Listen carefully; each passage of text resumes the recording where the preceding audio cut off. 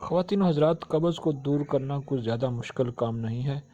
یہ جدید دور کی ایک عام مرض ہے، چونکہ چٹپٹی، تیز مسالے دار اور مرغین غذائیں کھانے کی وجہ سے قبض ہو جاتی ہے، اور یہ ام الامراض ہے، اور اسی کی وجہ سے بے شماریاں جو ہے نا وہ پھیلتی ہیں۔ معدے کے امراض اسی کی وجہ سے پیدا ہوتے ہیں۔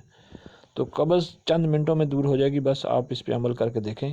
آپ نے کرنا کیا ہے، صبح نہار منہ 2 چمچ زیتون کا تیل لینا ہے، آدھا لیمو اس کے اندر نچوڑیں، تھوڑے سے پانی میں ملا کے اس کو پی جائیں۔